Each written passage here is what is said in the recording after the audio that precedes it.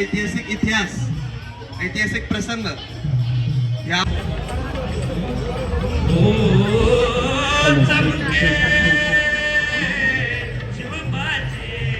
जखमी झाला आणि काही क्षणातच त्याचा पराभव निश्चित झाला. बाहेर दबा धरून बसलेल्या मराठा फौजांनी संकेत मिळताच हल्ला चढवला. शत्रू सैन्य दोघांची भेट ठरली. प्रतापगडाच्या दऱ्याखोऱ्यात त्या दिवशी एक अनोखा ताण पसरला होता. एकीकडे अफजल खानाचे प्रचंड सैन्य, तर दुसरीकडे त्यामुळेच महाराजांना शत्रूंच्या हालचालींची अचूक माहिती मिळत असे. आदिलशाहीचा सरदार अफजल खान शिवाजी महाराजांना पकडण्यासाठी मोठ्या सैन्यासह ते सावलीसारखे वावरत होते. त्यांची ओळख तलवारीपेक्षाही बुद्धीने.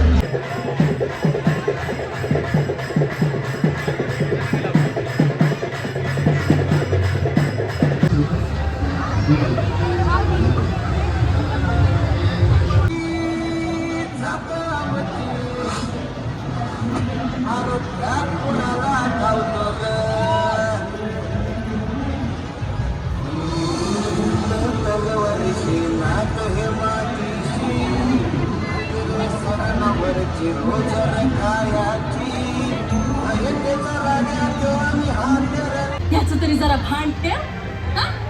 दुधाचा भाव करतेस वय ग? अगं तू का चिडतीयस पण? अहो आता असं पण माणुसकी सोडून वागायला लागलं तर बरं आहे का ते? हवं लेकराला दूध पाजायचंय आणि लेकरू कोणाचं? शिवाजी राजांचं. अव जो रात्रंदिवस रयतेची सेवा करतो या त्याच्याकडून पैसा अडका घ्यायचा म्हणजे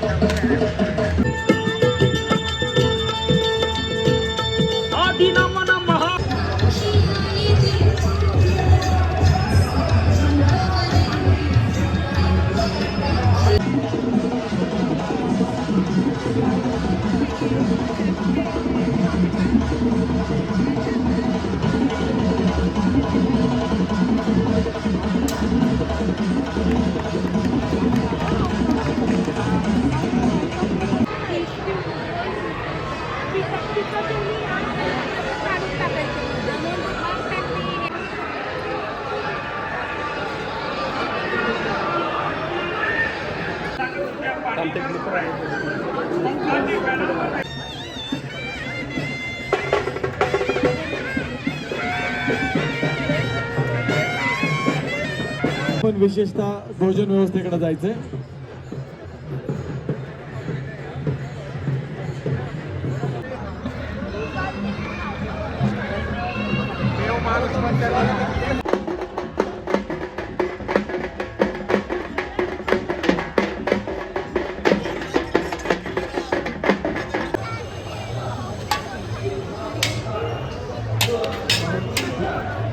हिंदुस्थानामध्ये मुघलांचे साम्राज्य पसरलेले होते. आदिलशाही, निजामशाही, कुतुबशाही असे मुघलांचे साम्राज्य होते. आणि या मुघली फौजा महाराष्ट्रातील जनतेवर आक्रमक संघटक असे. मराठी बांधवांना गुलामांसारखी वागणूक देत होते.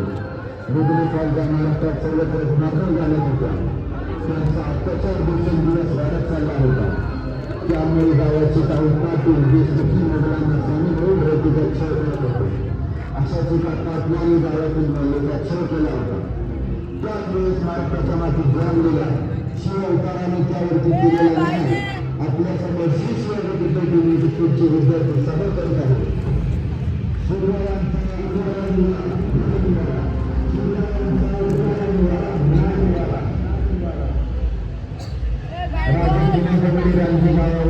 आपल्या समोर फेरफटका मारत होते. शिवजयंती साजरी केली.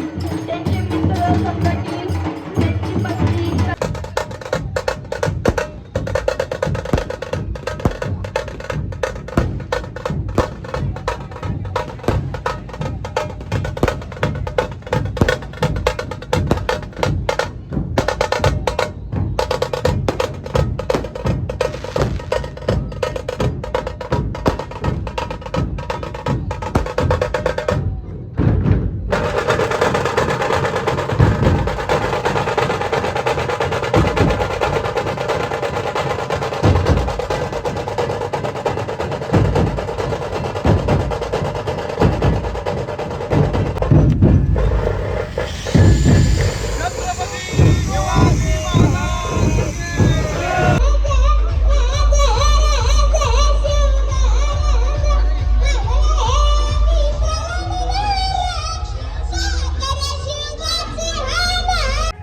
मला ठाऊक आहे महादेवा, माझ्यासोबत तुम्ही सुद्धा परीक्षा दिली आहे.